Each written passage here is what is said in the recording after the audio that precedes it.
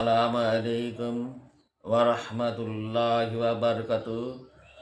শ্রদ্ধেয় ও সম্মানিত ভিউয়ার্স, নিশ্চয় থাম্বনেল দেখে বুঝতে পারছেন কোন মূল্যবান বিষয়ে আমি ভিডিও বানাতে চলেছি। কোন বিষয়ের উপর আমি কথা বলছি সে বিষয়ে আপনারা স্পষ্ট হতে পেরেছেন। আসসালামু আলাইকুম ওয়া রাহমাতুল্লাহি ওয়া বারাকাতুহু। শ্রদ্ধেয় সম্মানিত ভিউয়ার্স, আজকের ভিডিওটি খুব দামি হতে চলেছে, মুজাররব হতে চলেছে। নিশ্চয় থাম্বনেল দেখে বুঝতে পারছেন কোন বিষয়ের উপর আমি ভিডিওটি বানাতে চলেছি। জাদুগ্রস্ত রোগী কতদিনে সুস্থ হয়? অনেকেই এই বিষয়ে খুব প্রশ্ন করে থাকেন। ওনারা ভেবে থাকেন যে একদিনেই বুঝি জাদুগ্রস্ত রোগী ভালো হয়ে যায়, রিকভার হয়ে যায়। আসলে তা নয়। আসলে ব্যাপারটা রয়েছে জাদুর প্রকারভেদ অনুসারে সময় কম বেশি হতে পারে। জাদুর অবস্থা প্রকারভেদ অনুসারে সময়ের হেরফের হতে পারে। একদিনেই জাদু নষ্ট করা যায়। কতগুলো জাদু আছে, 6 মাস, ঊর্ধ্বতম 6 মাস পর্যন্ত চিকিৎসা করতে হয়। তারপরে সেই রোগীটি রিকভার হয়, জাদু থেকে মুক্ত হয়ে যায়। এই জন্যে আজকের ভিডিওটি সাধারণ মানুষের জন্য, রোগীদের জন্য খুব মুজাররব হতে চলেছে। দয়া করে স্কিপ না করে প্রথম থেকে শেষ পর্যন্ত দেখুন। ভিডিওটা শুরু করার আগে আপনাদের কাছে একটু রিকোয়েস্ট করছি, আপনারা চ্যানেলটি সাবস্ক্রাইব করে দেবেন, ভিডিওটি লাইক শেয়ার করে দেবেন, আল্লাহর কারণে করবেন। যে ব্যক্তি অপরকে সাহায্য করেন, আল্লাহ পাক তাকেও সাহায্য করেন। যেহেতু এই ভিডিওগুলি আপনারা ফ্রিতে বিনা পয়সায় আপনারা পেয়েছেন, সকলেই জানেন ভিডিও বানাতে কত সময় লাগে, এডিটিং করতে কত সময় লাগে।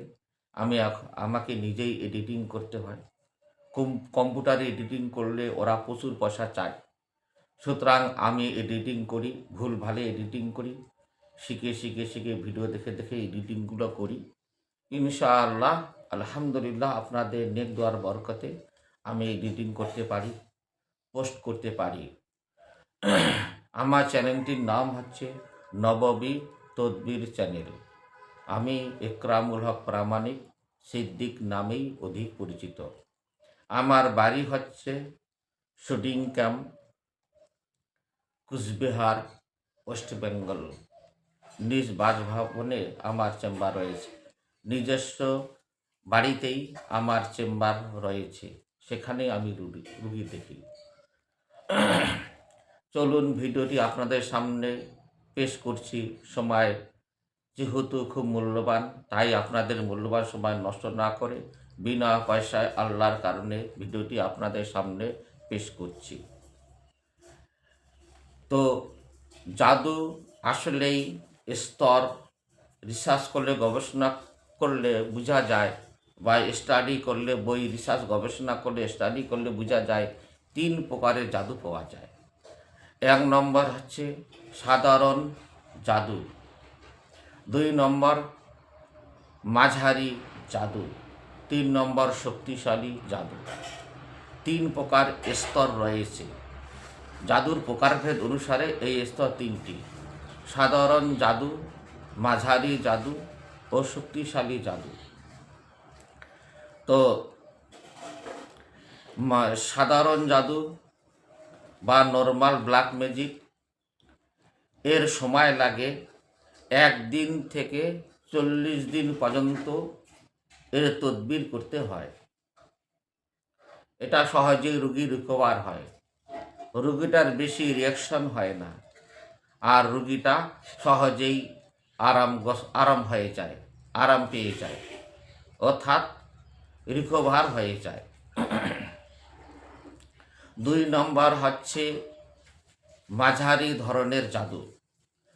মাঝারি ধরনের জাদুর গ্রস্ত রোগীর সময় লাগে 1 মাস থেকে 3 মাস তদবির করতে হয়।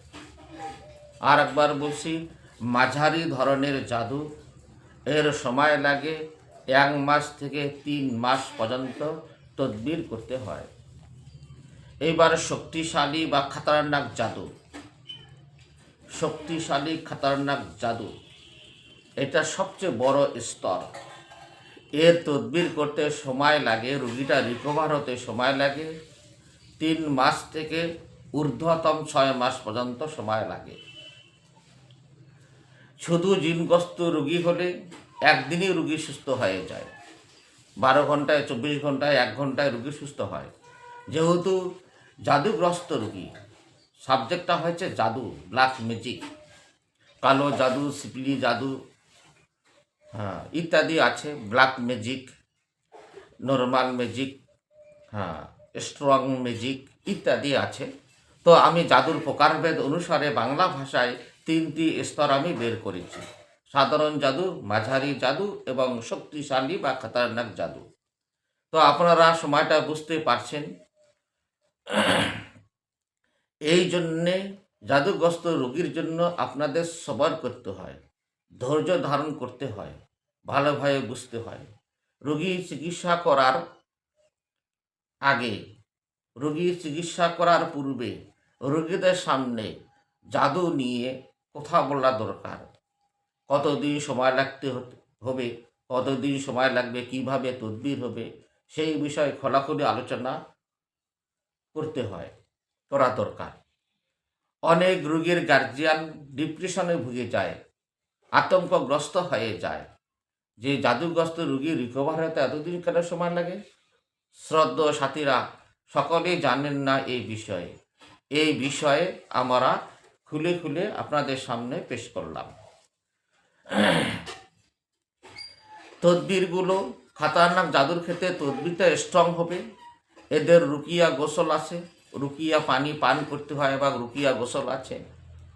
আর কিছু ধুনা আছে বা ধূপকাঠি, চন্দন ধূপকাঠি তদবির আছে, কাটানি তদবির আছে, কালো কচুর মাধ্যমে তদবির করা আছে। কিছু সাপ্লিমেন্ট আমাদের খাবার জিনিস দিতে হয়, জীবন মধু খাবার জন্য দিতে হয়, মধু ফুকা, কালো জিরা তেল খেতে হয় বা সারা শরীরে মালিশ করতে হয়। সারা শরীরে যে তেল মালিশ করা হয় সর্ষের তেল কিংবা বডি অয়েল বা জয়তুন তেল হলে আরও নূর আল্লাহ নূর। অনলাইনে অনেকে জয়তুন তেল নিয়ে আসে, অনেকে ভুটান থেকে নিয়ে আসে, অনেকে হজ থেকে নিয়ে আসে, হ্যাঁ মক্কা মদিনা থেকে, অনেকে সৌদি আরব থেকে নিয়ে আসেন। হ্যাঁ, আর জয়তুন তেল হলে এটা খাওয়াও যাবে এবং সারা শরীরে মালিশ করাও যাবে। এই তেলটা এমন যে মাথাও ম্যাসেজ করা যায়, জয়তুন তেলের কথা বলছি। এইবার মধু খেতে হয় এবং কিছু গাছগাছা ঔষধ আছে, সেগুলো আমরা শিকড়, কিছু গাছের শিকড় আছে, পাতা আছে, 3টা থেকে 5টা 7টা গাছের শিকড় এবং পাতা সহ সেগুলাকে পেস্ট করে, হ্যাঁ রস বের করে সেগুলোকে ইসিম ফুকিয়ে সেগুলোকে আমি 3 বার বা 5 বার খাওয়ার জন্য 1 বোতল আমি দিয়ে দিই। রুগীটা তাড়াতাড়ি সুস্থ হয়ে যায়। জিনের সমস্যাও দূর হবে, জাদুর সমস্যাও দূর হবে। যেহেতু সাবজেক্টটা জাদুগ্রস্ত রোগীদের জন্য, বেচেনি হবেন না, অস্থির হবেন না। যেখানে কাজ করান না কেন, যেখানেই কাজ করিয়ে নেন, কিন্তু ভালো মুদাব্বের দেখে, ভালো রাকি দেখে আপনারা কাজ করাবেন, ভয়ের কোনো কারণ নেই।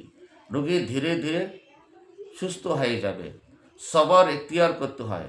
আল্লাহ পাক যেমন বলছে, নামাজ এবং ধৈর্যের মাধ্যমে আমার কাছে সাহায্য প্রার্থনা করো। নামাজ এবং ধৈর্যের মাধ্যমে, নামাজ এবং ধৈর্যের মাধ্যমে আমার কাছে সাহায্য প্রার্থনা করো, আমি সাহায্য করব।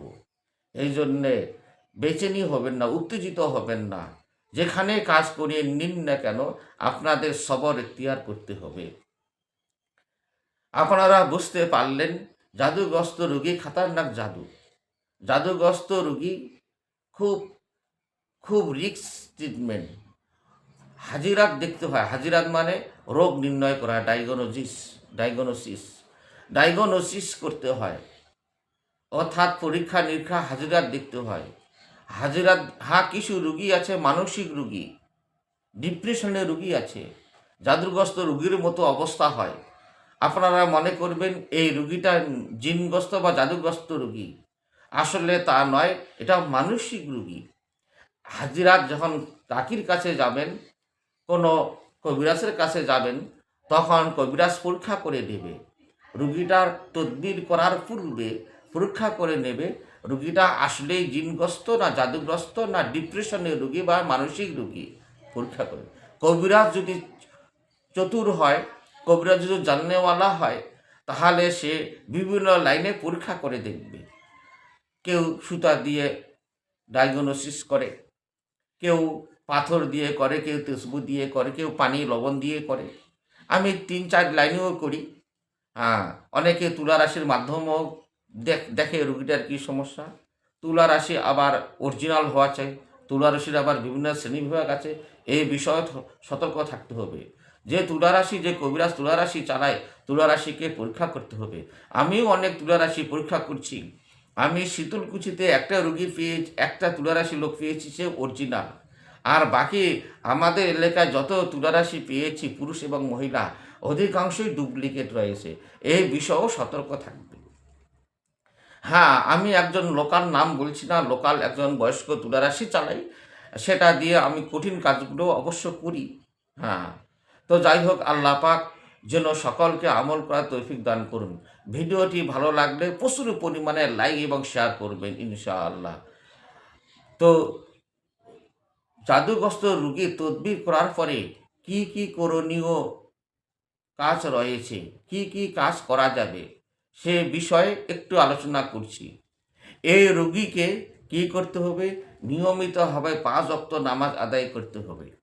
নন মুসলিম হলে তারা কি করবে? তারা নামাজের পড়বে না, তাদের নামাজের তরতিব নেই। আর কি সবসময় পাক পবিত্র অবস্থায় থাকতে হবে। সবসময় যারা মুসলিম আছেন তারা সবসময় কি করবেন? নামাজের পাবন্দি করবেন, তসবিহাতের পাবন্দি করবেন, আর কি করবেন?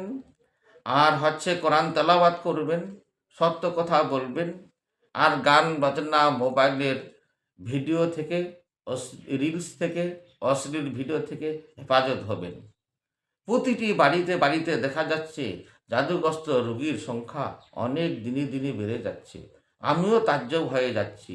তাই আপনাদের সামনে এই ভিডিওটি পেশ করলাম আল্লাহর কারণে।